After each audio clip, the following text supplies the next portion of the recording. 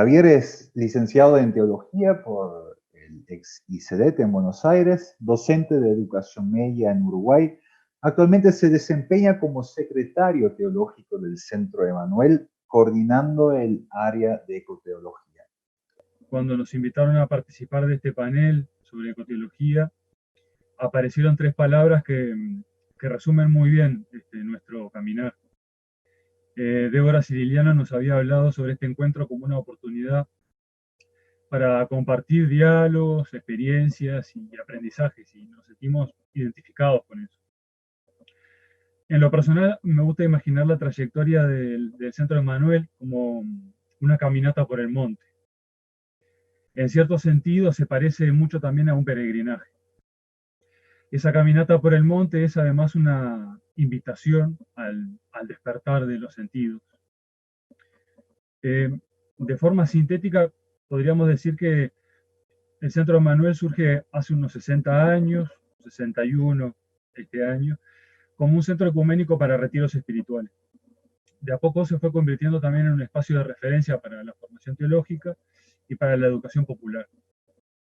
Finalmente, en los años 80, prospera la idea de incorporar una granja ecológica, y a partir de entonces teología y agroecología comenzarán a caminar juntas por el monte. El equipo de ecoteología surge hace poco tiempo, y algunos años atrás este equipo elaboró una definición de ecoteología con la que seguimos sintiendo una identificación muy profunda. En ese último párrafo de esta definición, ellas resumen diciendo que creen que la ecoteología es diálogo y conversa, es Dios con los pies en la tierra, es la Biblia como abono para el suelo, es la posibilidad de interpretar, leer y releer nuestra relación con la creación, y es la búsqueda por ser consecuente. Obviamente esta definición está atravesada siempre por la pregunta por la justicia. Y cuando hablamos de cambio climático, de los problemas asociados al monocultivo o de la contaminación de los cursos de agua, estamos siempre en el fondo preguntándonos por la justicia. Porque estamos contrastando esa realidad que se pasea ante nuestras narices con la idea de lo que para nosotros es lo justo. Y estamos viendo esa contradicción. Normalmente se abordan estas temáticas ambientales como problemáticas ambientales. Sin embargo, en nuestro recorrido por el monte, hemos aprendido que los asuntos ambientales no son algo separado de lo social.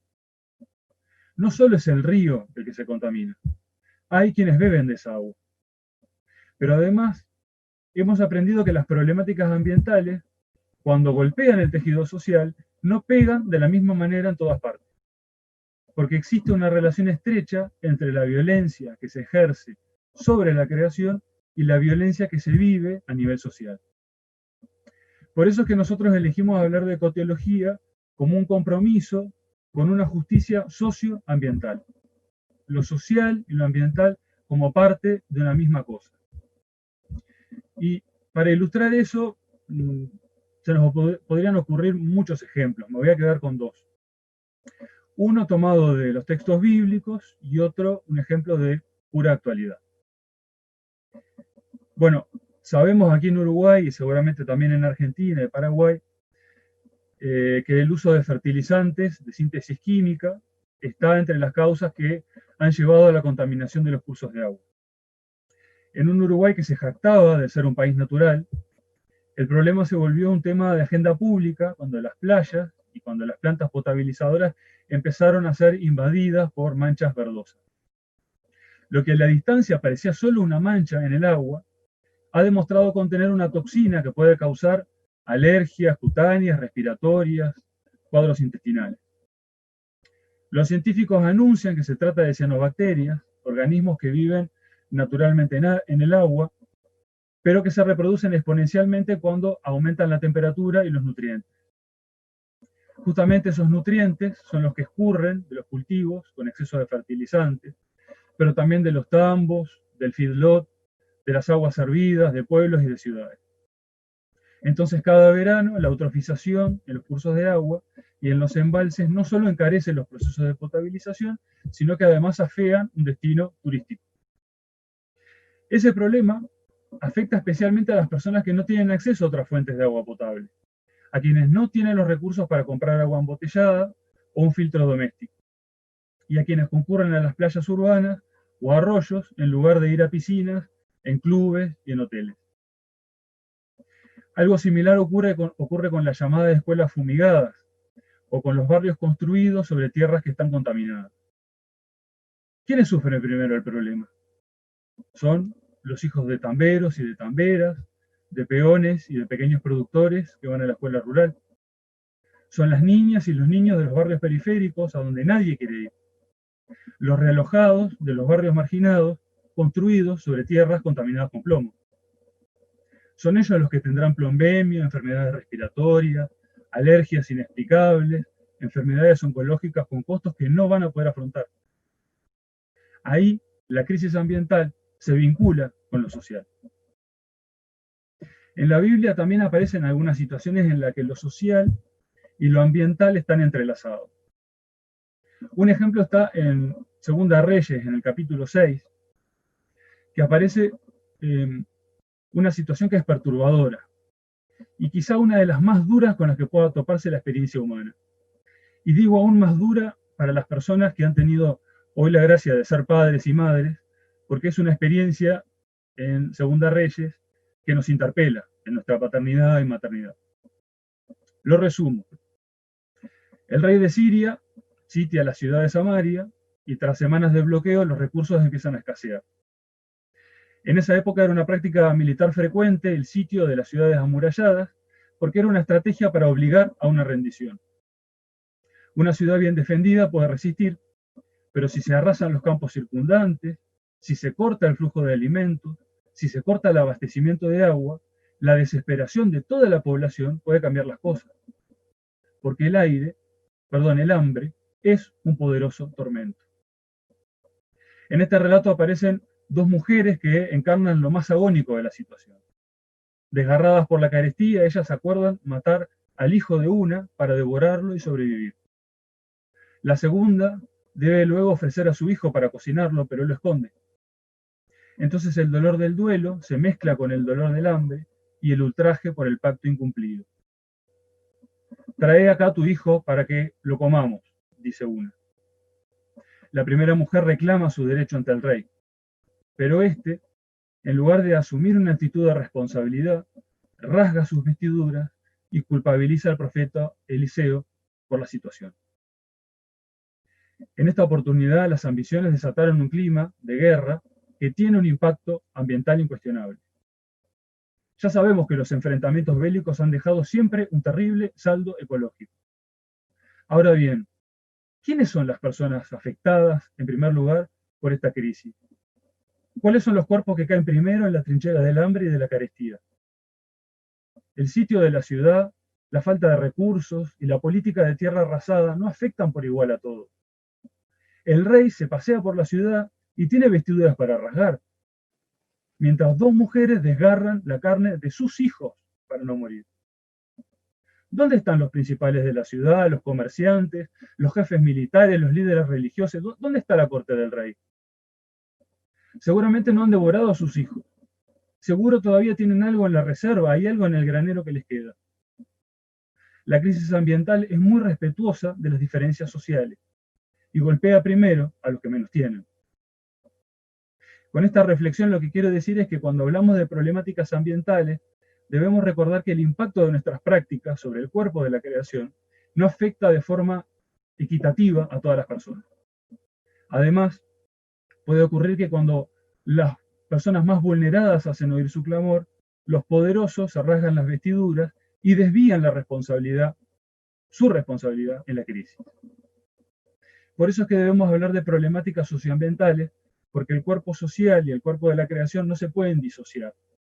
No podemos cuestionar la crisis ambiental si no tenemos en cuenta en nuestra reflexión teológica las formas de opresión y de abuso que recaen sobre las personas más vulnerables. Hoy, como en Samaria, la crisis ambiental actual no afecta por igual a mujeres pobres y a reyes poderosos. Y un segundo aspecto con el que me gustaría cerrar y pasarle la palabra a Silvana,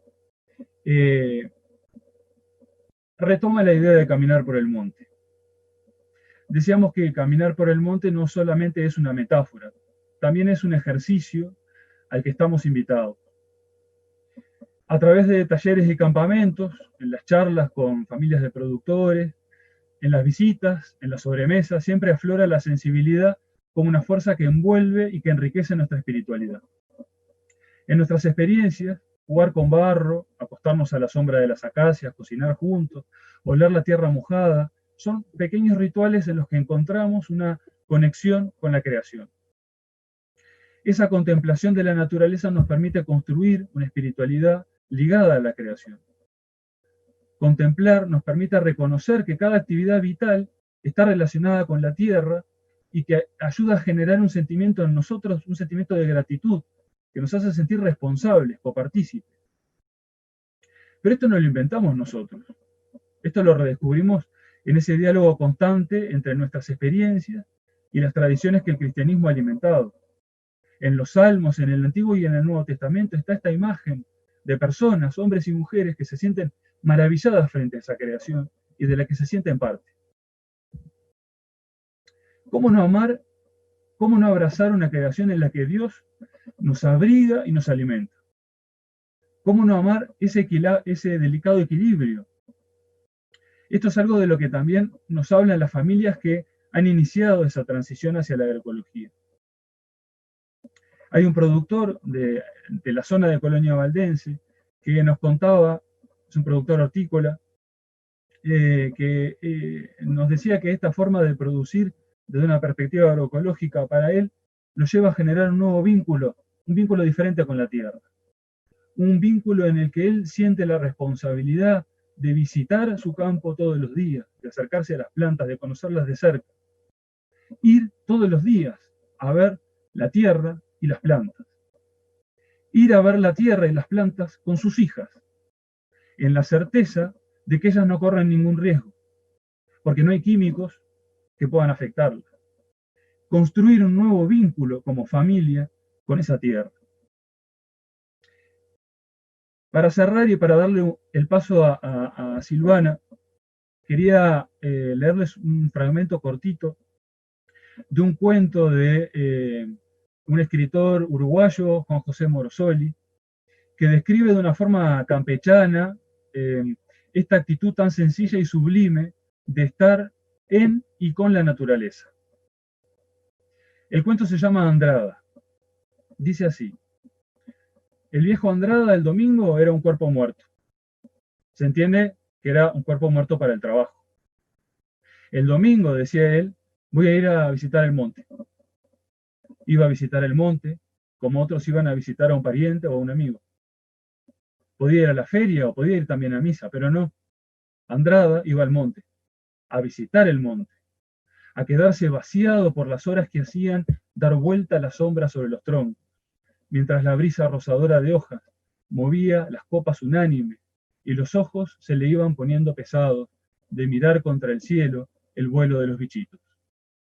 A volcar su atención en el oído para sentir entre un tronco el sordo barrenar de un parásito. Pero, ¿de qué te pasas el día? ¿Me podés decir?, le preguntaban. Se lo pasaba mirando, oyendo, ¿haciendo qué? Nada. Y echado debajo de los árboles, mirando para arriba, mirando a favor de la tierra, decía él. Por eso, Andrada sabía mil cosas.